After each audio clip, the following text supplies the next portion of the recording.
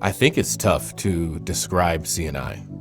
It's got so many different feelings when you see the material that we try to put out into the world. At the heart of it, CNI's heartbeat is that of a small business. You know, we really care about the craft and the time and the energy that goes into making what we make. But the company also had to scale over the years. I can remember starting this thing. I was in Washington, D.C.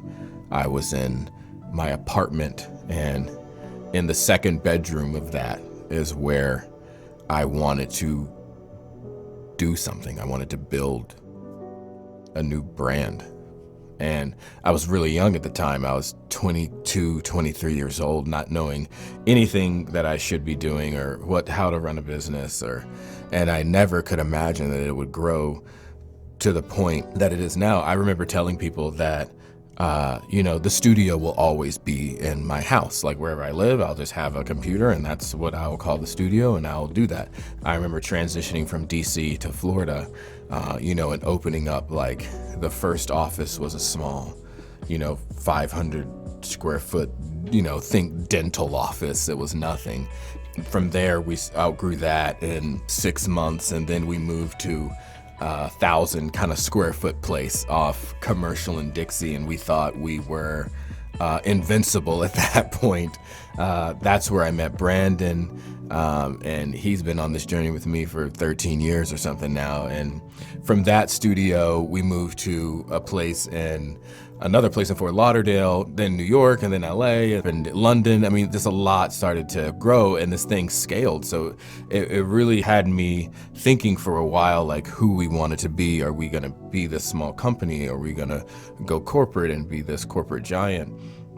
And the answer is kind of odd. CNI isn't a small company, but it also isn't a corporate monster either. I think the best way to describe CNI is, we are not stuffy suit wearing like Wall Street corporate types. And we're also not like starving artists that can't put it together. CNI is like a really interesting mix. It's where art, science, and business meet. It's like where the artists and the business meet in the middle, where we want to create really powerful, artistic-driven pieces with everything that we do, but on time, on schedule, on budget, and in a structure that is really tight. I think what we put out into the world is interesting because we put out all this media. We think it's really cool to work here. It is really fun and it's awesome. But also that's all inside of a very tight structure that is ran off of schedules and thousands of meetings and pre-production meetings and post meetings and schedules and breakdowns. That's how it feels so organic. It's a weird thing to describe. It's like the structure creates the environment for the artist. So CNI is at this very weird place. It started with just an idea and no money in the bank.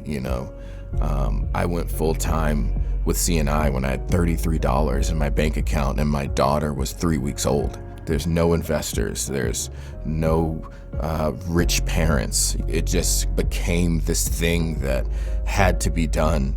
And at the same time, it's been important to keep that spirit, but also be able to scale that without losing who you are and what the company stands for. And we put these core values in place to help us, make sure that we are on track.